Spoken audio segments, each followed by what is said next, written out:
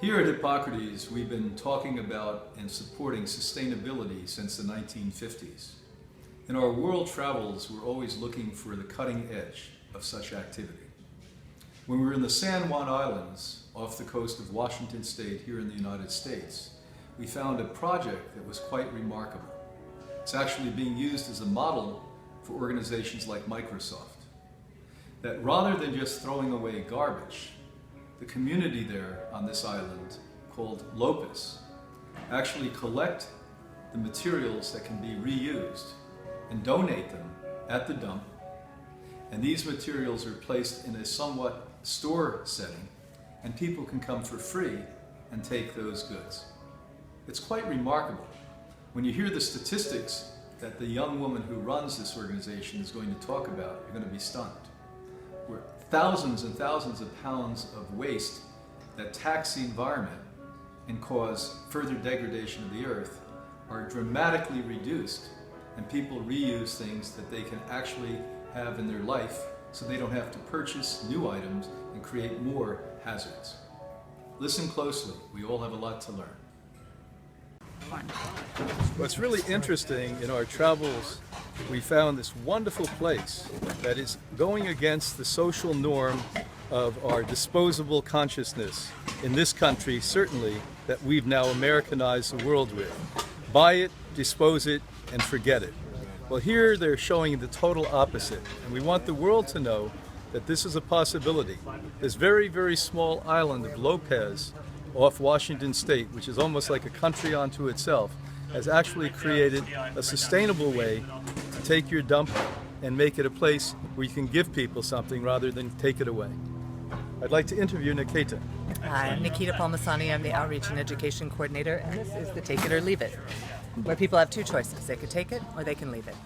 It was started 24 some odd years ago by Neil Hansen. He was the facilities manager here of the Lopez Island Solid Waste Disposal District, which, it was previously county run and now we're community run. So in 2012 we took back the entire what people call the dump, which is a solid waste facility that takes actual garbage. It's a recycle plaza where citizens self-sort their own recyclables, which allows us to bail them and to put them in the recycle market with incredibly clean and great results.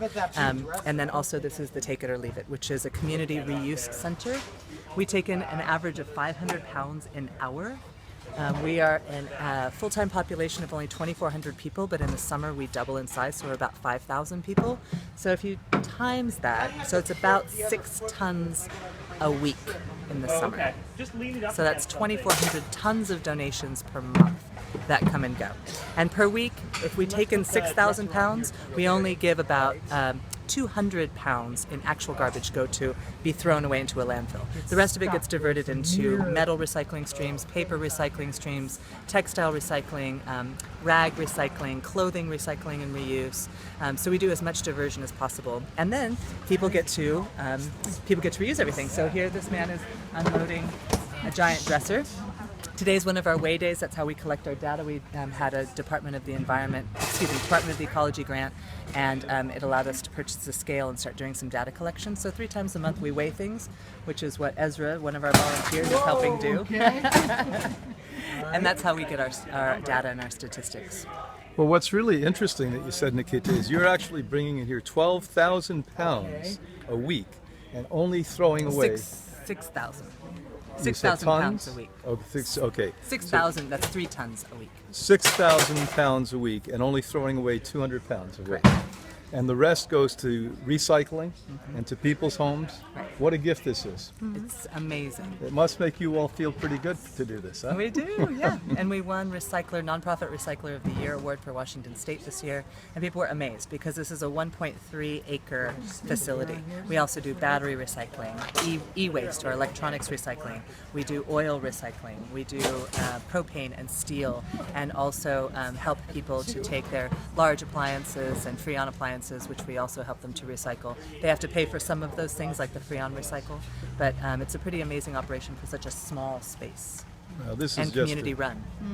Yeah, community run. That's another thing we have to all remember. We've got to go back to community now to make the world work. Government's no longer viable.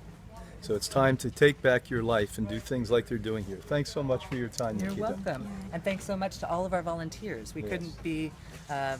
couldn't make this possible without all of the people from our community who volunteer.